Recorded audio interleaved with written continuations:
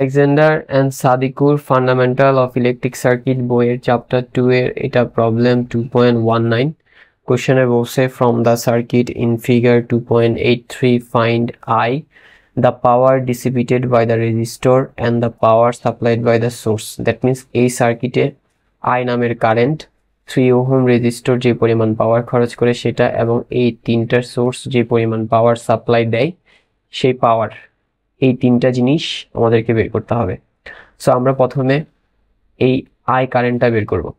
আমরা জানি কোনো রেজিস্টরের যে প্রান্ত দিয়ে কারেন্ট প্রবেশ করে সেটা প্লাস, যে প্রান্ত দিয়ে কারেন্ট বের হয় সেটা মাইনাস। I নামের কারেন্ট এভাবে ঢুকে এভাবে করে বের হয়, ঠিক আছে?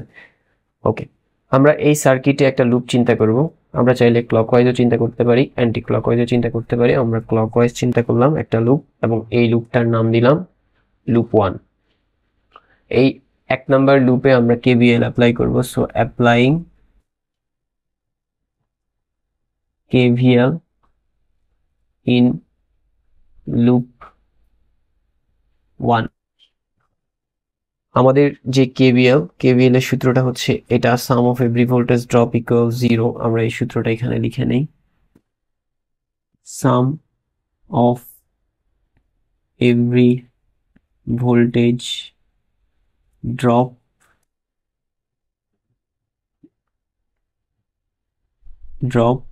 ইকুয়াল 0।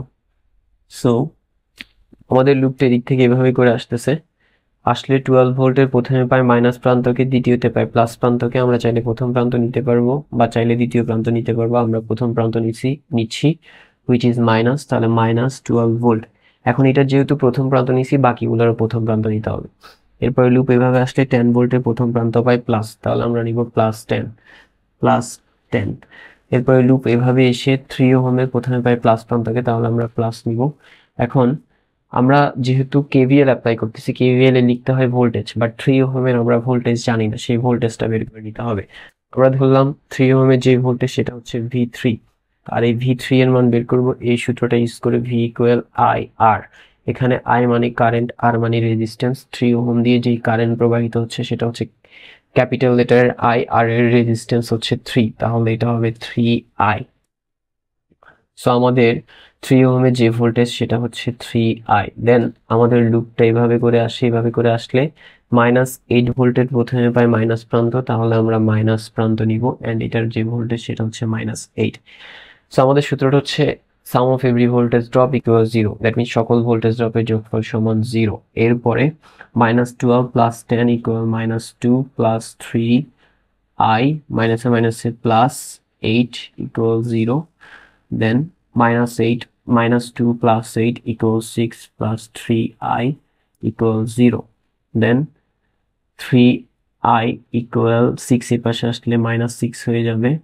Then 3I এর সাথে গুণে আছে, ওই পাশে গেলে ভাগে যাবে 6 এর সাথে। সো আমাদের I ইকুয়াল আসে -6 কে 3 দিয়ে ডিভাইড করলে হয় 2। দ্যাট মিনস আমাদের I এর মান হচ্ছে -2 অ্যাম্পিয়ার, এন্ড এটা আমাদের একটা অ্যান্সার। ওকে, এবার আমরা এই I এর মান বের করে ফেলছি। এবার আমরা বের করব 3 ওহম রেজিস্টর কি পরিমাণ পাওয়ার ডিসিপেট করে বা খরচ করে সেটা বের করব এই সূত্রটার সাহায্যে,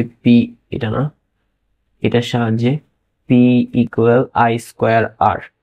তাহলে আমরা যে সূত্রটা ইউজ করবো সেটা হচ্ছে P ইকুয়াল I²R। এখন আমরা পাওয়ার যেহেতু বের করবো 3 ওহমের, তাহলে এটার পাওয়ারকে ধরলাম P3। তো নাও এই 3 ওহমের মধ্যে দিয়ে প্রবাহিত কারেন্ট হচ্ছে I এর মান -2, তাহলে I এর মান হবে -2 স্কয়ার। দেন R এর মান হচ্ছে 3। ওকে, -2 এর স্কয়ার হচ্ছে 4 into 3 equal 12 watt. That means আমাদের P3 এর মান হচ্ছে 12 ওয়াট হয়ে গেল। নাও আমরা তাহলে পাওয়ার ডিসিপেটেড বাই রেজিস্টর এটা বের করে ফেলছি। এবার সোর্স কি পরিমাণ পাওয়ার সাপ্লাই করে সেটা বের করব।